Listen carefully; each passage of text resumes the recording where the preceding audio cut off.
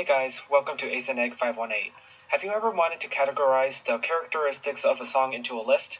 Well, people have already done it, so you don't have to. Here's a list of the 7 elements of music. Here are commonly used terms in music that relate to those elements. Here's a definition from Oxford Dictionary. And here they are from Urban Dictionary. How did I choose them? Very carefully, with a lot of research and thinking. You may think I placed them randomly on the screen, but there is an order to them. It's the order I focus on whenever I compose music. It's a personal list, so it might not work for everyone. I think about texture first. Usually I do homophonic, since that's the texture of most popular music.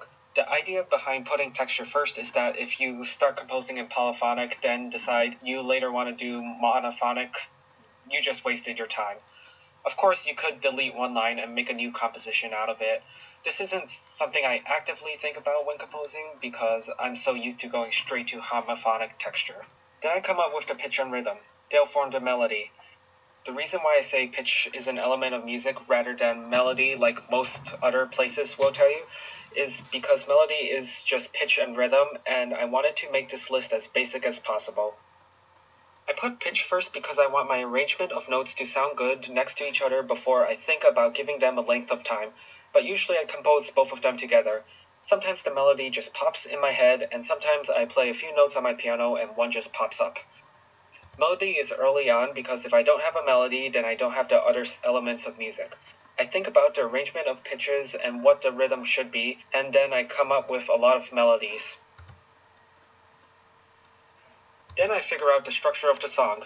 Do I want it in binary, fugue, or something else? I have a bunch of melodies, so what order do I want those melodies to come in? I have a bunch of melodies, and I want the listener to experience a logical progression with a beginning, middle, and end. Once I figure out my structure, let's say ABC, ABA, I take a look at my melodies again. Do they fit with what I'm trying to make? Is the A in the first section a suitable beginning? What can I do to change the A section when it plays the third time so that it sounds more like an ending than a beginning, since I use the A section in both the beginning and ending? These are all questions I passively think about when I'm composing, and now I'm telling you all my passive thoughts. Then I think about harmony. This is probably one of the hardest parts for me. I enjoy making monophonic melodies, but they'll get me nowhere if I don't have a harmony. I need to think about the vertical arrangement of notes. The harmonies I choose are usually based on notes I used in the melody.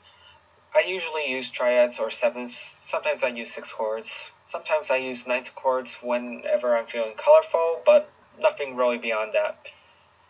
To make things harder, harmonies often have rhythms. Functional harmony plays a small role in this process. I like staying in the tonic function for most of the time. I'll add a subdominant function once in a while, but quickly go to the dominant function afterwards, then go back to tonic. Timbre is second to last because I theoretically have all the components I need already. Up to this point, I've been talking about composing for all the parts on a piano. I do that because my first instrument was a piano and I feel that it's easier to compose that way. Here I decide what instruments to actually use and what parts they should play. Sometimes I have 2 different instruments playing the same melody. Sometimes I have harmonies that can be broken down using a few different instruments. Maybe I'll have an instrument playing the beginning of the melody, switch to melodic instruments a few measures later, then switch back. There's a lot you can do with timbre, and I spend a lot of time switching between instruments until I find something I like. Then I'll think about adding articulation to my piece. This is the quality of every single note in my composition. What notes do I want loud or soft? Do I want the notes to be staccato or legato? Slurs, instrumental embellishments, or any other properties of notes fall under this category. To close off this video, I'd like to point out that these are not steps to creating a composition. Once you're done thinking about harmony, you're not really done.